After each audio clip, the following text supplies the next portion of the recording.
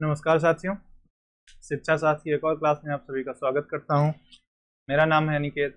अगर आप चैनल पर नए हैं तो चैनल को लाइक सब्सक्राइब शेयर करें। शिक्षा शास्त्र विषय से जुड़े हैं इसको ज़्यादा से ज़्यादा शेयर सब्सक्राइब कराएं और करा दो। सब्सक्राइब शेयर करने का कोई पैसा नहीं लगता। तो जैसा कि आप लोग देख रहे हैं कि BA पार्ट 1 की क्लास कंटिन्यू की जा रही है, जिसमें से यूनिट 3 तक हम आ गए हैं। यूनिट 3 का लास्ट टॉपिक हम लोगों ने character building and training for citizenship पे बात कर ली थी। भाई कैरेक्टर बिल्डिंग से हमारा क्या आशय है और सिटीजनशिप यानी हम नागरिकता का प्रशिक्षण क्यों देते हैं। उसी सीरीज में आज जो बात होगी वो होगी इमोशनल एंड नेशनल इंटीग्रेशन की।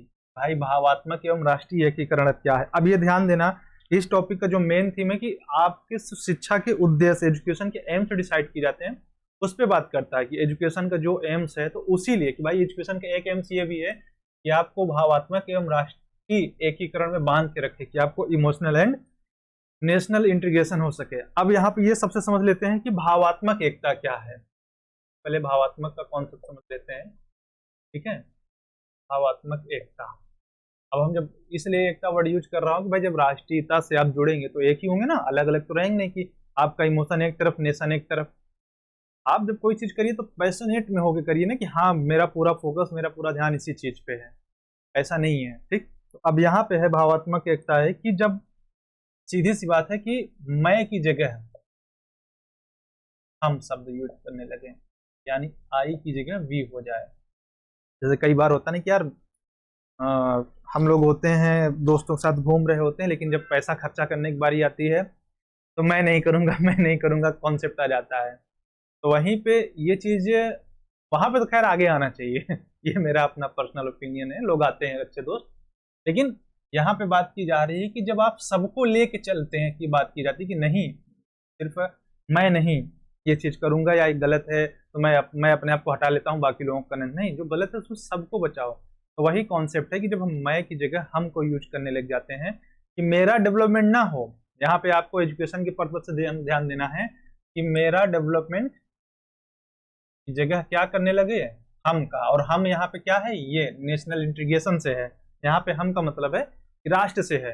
तो जब मैं की जगह मैं अपने नेशन के विकास की सोचने लगूं, ठीक है, तो आपका कॉन्सेप्ट बन जाता है इमोशनल एंड नेशनल इंटीग्रेशन। अब इसके द्वारा क्या होता है कि जो आपके संवेग होते हैं, जो इमोशंस होते हैं, उन्हीं को हम क्या होता है सही डायरेक्शन देते हैं। एजुकेशन के द्वारा जो आपके संवेग हैं उनको सही डायरेक्शन देने की कोशिश की जाती है। हम ट्राई करते हैं कि जो आपका इमोशंस है, जो जिस पर्पज के लिए आ रहा है, उसको सही डायरेक्शन में दिया जाए, जिससे क्या हो कि आप उसको सही तरीके से यूटिलाइज कर पाओ, उसका मिसयूज या गलत यूज ना हो। अब मान चलो कि राष्ट्रीय भावात्मक एकता से क्या मतलब है कि भाई चलो नेशनल इमोशनल इंटीग्रेशन यूनिटी से हमारा क्या कॉन्सेप्ट है। तो यहाँ पे है कि देखो राष्ट्र क्या होता है। सबसे पहले राष्ट्र का कॉन्सेप्ट समझो। तो एक राष्ट्र क्या होता है, एक भौगोलिक उसका एरिया होगा कुछ, ठीक है। उस एरिया में विभिन्न जाति समुदाय के लोग रह रहे हैं, ठीक है? तो एक सबसे पहले तो एक उसकी भौगोलिक यानी जियोग्राफिकल मैप होता है ना, एक जियोग्राफिकल उसकी बाउंड्री होगी जिसको हम भौगोलिक एरिया बोल रहे हैं। और उसमें क्या होता है कि इसकी परिधि में जितने भी लोग रह रहे हैं, अगर जैसे हम प्लस को मान लेते हैं हमारी हिंदू कम्युनिज्म, हमारे ये हिंदू हैं, ये हम मुस्लिम मान लिए, ये हम सिख मान लिए, ये हम ईसाई मान लिए, ठीक है। तो अब ये जितने भी लोग रह रहे हैं सभी लोग अलग अलग हैं, सभी क्या है डिफरेंट हैं, सबके गॉड्स अलग हैं, सबकी थिंकिंग अलग है, लेकिन ठीक है कपड़े पहनने का तरीका अलग है, खान पान तक अलग है, लेकिन फिर भी क्या है कि सभी एक देश में रह रहे हैं। तो और एक होकर रह रहे हैं, ऐसा नहीं कि आपस में लड़े झगड़े जा रहे हैं, नहीं हम तुमको मार देंगे तुम हमको मार दो, हम तुमको फोड़ देंगे, ऐसा नहीं है। यहाँ पे सभी क्या है, एक राष्ट्र का निर्माण करके सभी साथ में रह रहे हैं। और अगर कोई जब अटैक या कोई क्राइसिस आ जाती है, क्या होता है सभी मिल के उसका साथ फेस करते हैं और उस प्रॉब्लम को सॉल्व करते हैं। तो यहाँ पे जो इमोशनल एंड नेशनल इंटीग्रेशन की बात की जा रही है, उसका कॉन्सेप्ट भी यही है कि आप जब किसी चीज से जुड़िए तो इमोशनली जुड़िए, जिससे क्या हो कि आप राष्ट्र के लिए कर पाए। मैं की जगह हम शब्द यूज करो, कि नहीं सिर्फ मैंने कहा ना कि मेरा डेवलपमेंट नहीं हो, हम सभी का हो। जैसे देखो घर में कई परिवार हमारे यहाँ पे ज्वाइंट फैमिली का हमारे यहाँ कॉन्सेप्ट है हमारे देश में, और शायद इकलौता हमारा ही देश है कि जहाँ ज्वाइंट फैमिली आज भी एग्जिस्ट कर रही है। तो बहुत रेयरली है कि कहीं भी ज्वाइंट फैमिली एग्जिस्ट कर रही हो। तो वो ज्वाइंट फैमिली इसीलिए एग्जिस्ट कर रही है क्योंकि उन्होंने ना ये मैं शब्द को हटा दिया है और वहां पे यूज करते हैं हम, इसलिए वो आज एग्जिस्ट कर रहे हैं और उनका डेवलपमेंट लगातार हो रहा है। आज जब किसी परिवार का पूरा डेवलपमेंट हो रहा है तो राष्ट्र का डेवलपमेंट हो रहा है। भाई वो जब अपने आप को विकसित कर रहे हैं तो राष्ट्र को लेकर चल रहे हैं ना, तो इसीलिए इसका कॉन्सेप्ट है। अब भावात्मक एकता का कॉन्सेप्ट जो है इसके भी, जैसे अभी लास्ट क्लास में मैंने ट्रेनिंग फॉर सिटीजनशिप में बताया कि कुछ लोग पक्ष में थे कुछ लोग विपक्ष में थे। तो ये जो इमोशनल एंड नेशनल इंटीग्रेशन है इसके भी कुछ लोग पक्ष में है कि भाई इसकी शिक्षा दी जाए, और कुछ लोग कहते हैं भाई नहीं इसकी शिक्षा तो नहीं देनी चाहिए। खैर ये अपनी जगह पे है। तो अब इसकी शिक्षा क्यों देनी चाहिए? तो इसका शिक्षा देना चाहिए कि राष्ट्र की रक्षा करने के लिए, राष्ट्र की रक्षा करने के लिए। दूसरी चीज है त्याग करने के लिए। भाई अगर हमें लगा कि हमारे सेक्रीफाइस करने से हमारा नेशन बच सकता है तो आप वहां पे पीछे नहीं हट सकते। इन सारी चीजों को हमें देने के लिए कि भाई अपने डिफेंस करने के लिए हम सेक्रीफाइस करने के लिए, किसके लिए? अपने नेशन के लिए। और ऐसा नहीं कि हम फोर्सफुली ये चीज करेंगे। इस चीज का ध्यान देना, जो पिछली क्लास में था उसमें क्या टॉपिक था हम लोगों का, रुको मैं पीछे देख लेता हूँ, मुझे भी नहीं याद आ रहा है। हाँ, कैरेक्टर बिल्डिंग में, जैसे मैंने कैरेक्टर बिल्डिंग में बताया था कि क्या करना है कि लोगों में मदद करने की, अगर हमें डेवलपमेंट करना है यानी हेल्प करने की, तो वो खुद से किसी की मदद करे। ये नहीं कि सिचुएशन में फंस गए तो अरे यार कोई ऑप्शन नहीं था इस वजह से करना पड़ा, नहीं, अपनी मर्जी से करो और खुद से करो। तो उसी तरह यहाँ पे भी है कि राष्ट्र की जो रक्षा करनी है, नेशन की जो रक्षा करना है, सेफ्टी करना है, आपको खुद करना है, सेक्रीफाइस भी खुद करना है। दूसरी चीज, यहाँ पे इंडिविजुअलिटी को नहीं ध्यान दिया जाता, इंडिविजुअलिटी को नहीं ध्यान देता, यहाँ पे ग्रुप्स, समूह पे फोकस किया जाता है, सामूहिकता की भावना को उदय किया जाता है। जैसे अगर एक रोटी मिलेगी तो भाई हम सब बांट के खाएंगे, एक ब्रेड हमें मिल जाता है, एक पीस मिल जा रहा है तो हम उसको पार्ट, जितने लोग हैं उतने पार्ट में शेयर कर लेंगे, ठीक है।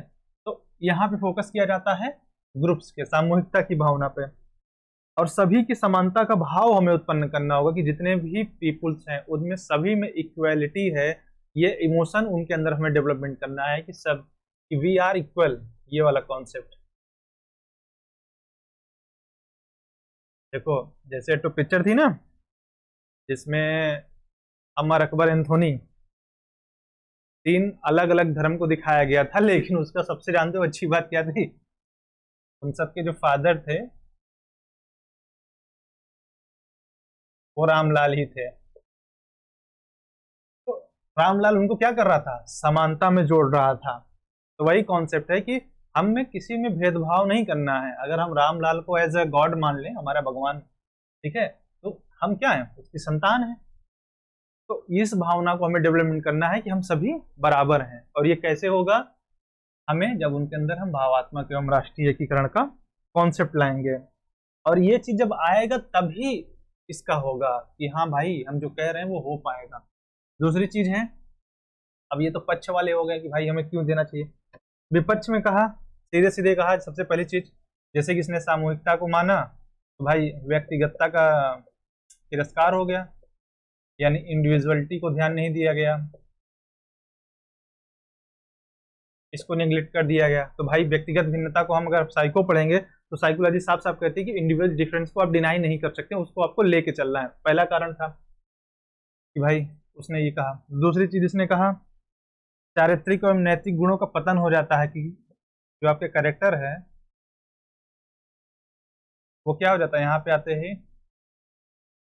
डिस्ट्रॉय हो जाता है। उसका कारण क्या है कि आप क्या होता है, ग्रुप के अकॉर्डिंग चलने लगते हैं। तो आपकी जो अपनी एक कैरेक्टर होता है, जो आपके अपनी क्वालिटीज होती हैं, वो आप छोड़ देते हैं क्योंकि आप ग्रुप में रह रहे हैं ना, आप लोगों के अनुसार चल रहे हैं ना कि अपने अनुसार।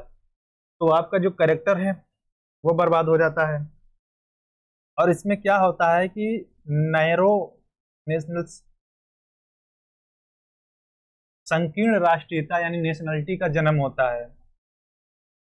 हमारी जो राष्ट्रीयता हम इसके द्वारा डेवलप करना चाहते हैं, कुछ विद्वान मानते हैं कि इसके द्वारा एक संकीर्ण राष्ट्रीयता का उदय होता है, ना कि ब्रॉड एस्पेक्ट पे। क्योंकि ऐसे में क्या होगा, हम सिर्फ राष्ट्र की बात करेंगे, विश्व बंधुत्व की बात नहीं करेंगे, अंतरराष्ट्रीयता की बात नहीं करते। और सबसे बड़ी चीज है कि जो हमारे यहाँ की जो भारत देश की परंपरा है, वसुधैव कुटुंबकम, संपूर्ण पृथ्वी ही हमारा घर है और सभी हम एक हैं, इसका कॉन्सेप्ट यहाँ पे नहीं रह जाता है। तो इसलिए क्या होता है, इतने पॉइंट पे लोगों ने क्या किया, इसका विरोध किया।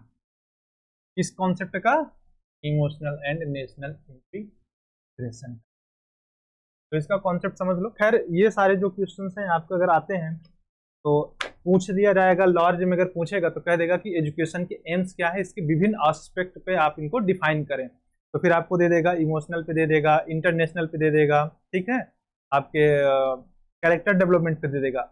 लेकिन नॉर्मली क्या है कि ऐसे जो क्वेश्चंस आते हैं वो टिप्पणी टाइप के आते हैं या शॉर्ट आंसर में आते हैं। दूसरा टॉपिक है कि एक एजुकेशन का एम होता है इंटरनेशनल अंडरस्टैंडिंग। इंटरनेशनल, ये भी इसी क्लास में चलेगा कि इंटरनेशनल अंडरस्टैंडिंग, जिसको बोलते हैं अंतरराष्ट्रीय अवबोध। तो अब एजुकेशन जो है, जैसे कि टॉपिक का मेन थीम है कि भाई शिक्षा के उद्देश्य, एजुकेशनल एम्स। एजुकेशन का एक एम्स ये भी है कि आपके अंदर अंतरराष्ट्रीय अवबोध की भावना विकसित करें, जिसका जो हमने हमारे यहाँ शुरू से ही एक चीज कॉन्सेप्ट है, जिस चीज को ध्यान देना, वसुधैव कुटुंबकम, संपूर्ण पृथ्वी ही हमारा घर है, ये भावना हमारे ही देश से प्रतिस्फटित हुई है। हमारे मतलब हमारे यहाँ से ही इसका बर्थ हुआ है और बाद में इसको ने थोड़ा सा रूप लोगों ने यूज किया है इंटरनेशनल अंडरस्टैंडिंग के रूप में कि भाई अंतरराष्ट्रीय अवबोध क्या होती है, अंतरराष्ट्रीयता की समझ में क्या होता है। तो यहाँ पे जो होता है कि यहाँ पे क्या होता है कि हम संपूर्ण विश्व को एज ए फैमिली देखते हैं, संपूर्ण विश्व को एक परिवार के रूप में देखते हैं कि whole world as a family, संपूर्ण जो विश्व है वो एक परिवार के रूप में देखते हैं। तो ये समझ हमें डेवलप करना है किसके द्वारा, ये प्रोसेस कौन करेगा, एजुकेशन। इस चीज को डेवलपमेंट करने के लिए हमें क्या चाहिए, शिक्षा चाहिए। अब ये शुरू क्यों हुआ, कैसे इसका कॉन्सेप्ट आया, देखो भारत देश की मैं बात नहीं करूंगा क्योंकि भारत देश में शुरू से था, आदिकाल से था। मैं अपनी सभ्यता को बहुत मानता हूँ, कल्चर को, तो उसमें कोई दो राय नहीं। तो ये चीज तो हमारे यहाँ पे शुरू से था, लेकिन जो विश्व में शुरू हुआ वो शुरू हुआ इसके कारण, टेक्नोलॉजी और साइंस के कारण। साइंस के कारण खासकर जब इंटरनेट का उदय होता है, तो इंटरनेट के आने से तो भाई इतनी तेजी से चीजें बदली कि आपको कोई भी नॉलेज चाहिए होती है, गूगल पे जाते हो, जय गूगल देवता बोल के एक एसएस मार देते हो। इसके चलते आप लोग क्या करते हैं कि आप लोगों का ही नुकसान है, नियरली सबका। आप लोग बुक्स से दूर भाग रहे हैं, ये नहीं करना चाहिए था। इंटरनेट उपयोगी है, ठीक है, मेरी 2 रैक पूरा बुक से भरी हैं, पूरी, मतलब ऐसा नहीं कि उसमें स्पेस बचा हो, पूरी भरी पड़ी हैं। और इंटरनेट मैं भी यूज करता हूँ, प्रॉपर यूज करता हूँ, लेकिन उससे ज़्यादा प्रीफर करता हूँ अगर मुझे हार्ड कॉपी मिल जाए तो ज़्यादा बेहतर है, क्योंकि मैं ऐसे अंडरलाइन करके पढ़ता हूँ। कोई भी कितनी भी महंगी किताब हो मैं गंदी कर दूंगा, ये मेरा पढ़ने का तरीका है। तो टेक्नोलॉजी और साइंस के कारण क्या हुआ, संपूर्ण विश्व क्या हुआ, एक गांव जैसा हो गया कि भाई इस कोने की भी जानकारी मिल जा रही, इस कोने की भी मिल जा रही, इस कोने की भी मिल जा रही, यहाँ की भी मिल जा रही। आप चाहे यहाँ पे हो लेकिन जानकारी आपको नॉलेज हर जगह से एक्सेस किया जा रहा है। अब क्या होता है कि हर इंसान को, हर पर्सन को इस पूरी कंट्री का, मतलब एक देश का नहीं, all wide world wide country का एक नागरिक के रूप में देखा जाता है। और ये कॉन्सेप्ट में लाना है किसके द्वारा, एजुकेशन। अब यहाँ पे भी वही सेम चीज आती है, पक्ष विपक्ष वाला कॉन्सेप्ट। कुछ लोग सपोर्ट में हैं, कुछ लोग डिपोर्ट में हैं कि भाई हाँ हम इस कॉन्सेप्ट को समझते हैं, हम इसको अपनी सहमति देंगे, और कुछ लोग ना ना हम नहीं समझते, हम सहमति नहीं देंगे, कुछ भी हो जाए। तो जो सपोर्ट में है, तो यही वाला कॉन्सेप्ट रहा लो कि वसुधैव कुटुंबकम की भावना को विकसित करने के लिए कि हम सभी एक समान हैं, सारी पृथ्वी हमारा घर है, इस भावना को विकसित करने की, इसलिए एक पक्ष ये हो गया कि हाँ ये लोग सपोर्ट में। दूसरा क्या है, प्रत्येक नागरिक समस्त विश्व का सदस्य है कि ईच पर्सन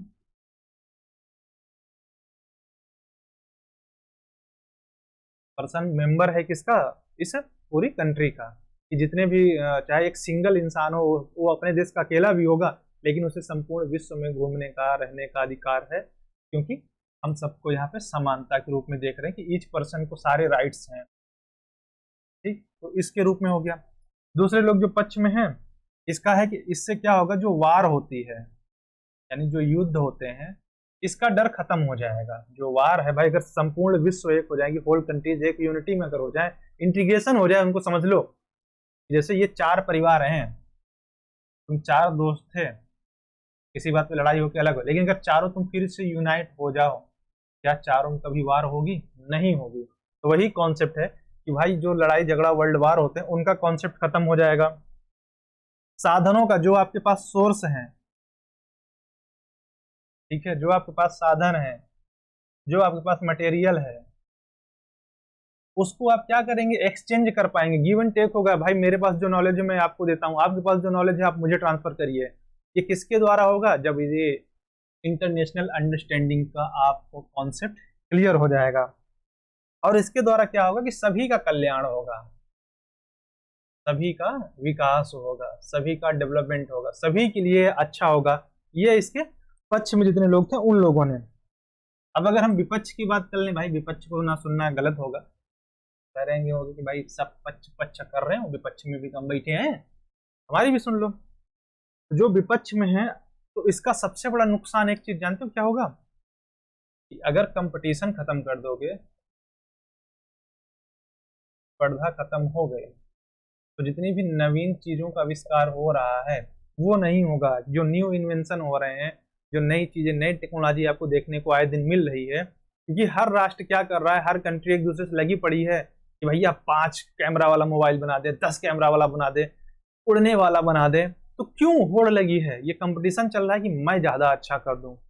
तो ये चीज खत्म हो जाएगा जब सब एक हो जाओगे। तो एक कॉन्सेप्ट ये है, ये विपक्ष वाले हैं जो सपोर्ट नहीं कर रहे हैं। दूसरा, इसका सबसे बड़ा लॉस है कि लोग कहते तो भले हैं, लोगों को सिर्फ कहने के लिए है कि honesty is the best policy, पर इसको सभी लोग फॉलो नहीं करते हैं। और जब अगर ये इंटरनेशनल अंडरस्टैंडिंग आ जाएगी, तो वहां भी इसका कॉन्सेप्ट आएगा, जो है लोग सजेशन देते हैं कि सभी लोग अपने कार्यों को ईमानदारी से नहीं करते हैं।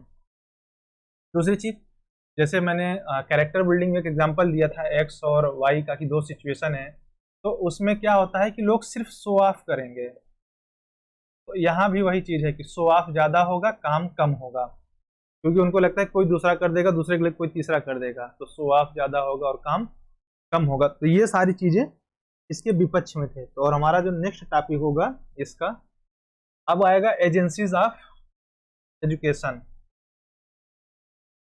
एजेंसी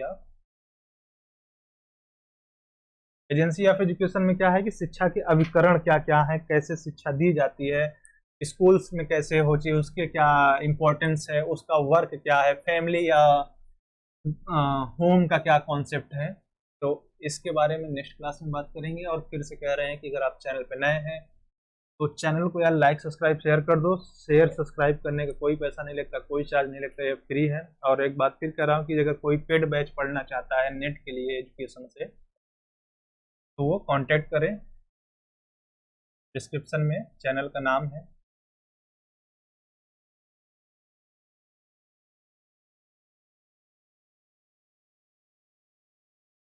इस चैनल पे ज्वाइन कर लो, चाहे सेम नंबर है व्हाट्सएप नंबर पे आप कांटेक्ट कर लो, ठीक है। तो आप इससे बात करके एडमिशन ले सकते हैं, पढ़ सकते हैं। इस पे आपको प्रॉपर जो भी 2 यूनिट्स पढ़ाया जाएगा उसका नोट्स भी दिया जाएगा, और नहीं तो आपको सफिशिएंट स्टडी मटेरियल दिया जाएगा। जो भी टॉपिक्स पढ़ाया जाएगा, अगर मान लो आदर्शवाद पढ़ाया जा रहा है तो आदर्शवाद के बारे में कंप्लीट मैटर दिया जाएगा। ऐसा नहीं है कि थोड़ा सा दे दिया, कॉन्सेप्ट समझा दिया, नहीं, आपको कंप्लीट मिलेगा। और एक बार फिर कह रहा हूँ कि जितने भी लोग नए हैं चैनल को लाइक सब्सक्राइब शेयर कर दो यार, शेयर सब्सक्राइब करने में कोई पैसा नहीं लगता, ठीक है। Thank you.